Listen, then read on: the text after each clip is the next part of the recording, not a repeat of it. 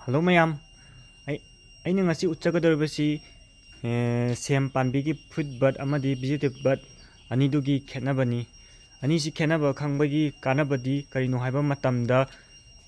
hayeng pruning tawba matamda soidana fruit palakadaba buds ado kakhakidanabane. Vegetive bud fruit bud si karamaina khetnaba khangani haiba matamda fruit bud di kano tawni stem dagi khajik lapthuoga kano do phet oiraga chawraga khajik lapthuoga round ra masa kano thoriba but round oiraga thorakani ba ama vegetive but na pointed oiraga kano stem da napsillaga thin oine pikna thokani ba ai ani du khenabado kano da masa ji changjila taksage to sida leiriba Shin napsilise se vegetive but neba to sida leiriba masada direct napsilise to si masada direct napsilise vegetive but neba sida lerise to si vegetive but neba si direct napsilise side of uchalak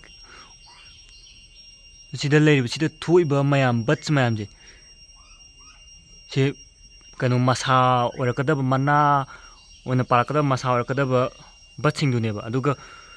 fruit bud hai taragana to seje mayam dagi thari je aduga khajik stem dagi khajik chathui je nasai napsillaga to madakta napsilla le je si napsinda bi khajik lapthui je si fruit bud neba sida le je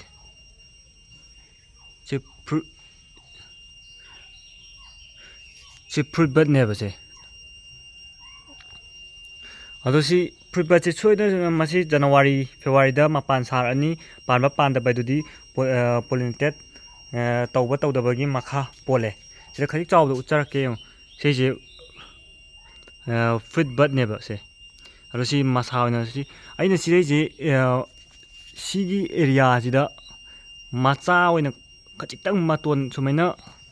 khajitang maton da khajitang kuna chiktat khibane da aduda longai neba si kano se mari je long poda sim khaktang fruit bud fruit palakadaba masa wari neba si atop masa loi chat khra baneba ai ucharake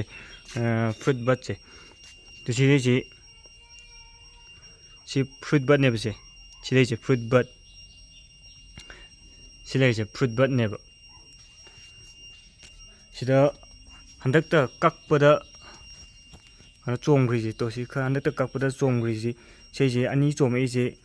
kano neba vegetive si kano masa oiraga mangakta neba se si je fruit bud neba se je lady sida leiriba se si fruit bud neba se sida leiriba si fruit bud si mapan lailu salaga dam neba handak si leiri se ado se to sida chomi si fruit bud neba se sida leiriba se fruit bud ado side sida thorak toriba se si vegetive loi oidoi neba se sida chagi to si fruit bud neba se fruit bud si karamba masada thorakani haiba matamda chahi ani pharba masa ngaktada thokani ba chahi amakhakta ngaiba masada di kano tawni ba vegetive bud ngakta thorakani ba aduga chahi ani dagi helaba ahum mari manga pharba masa makhaidi fruit bud thokani ba mayam video asi matang saida losinjarage nuksibiduna like and subscribe tawbiyu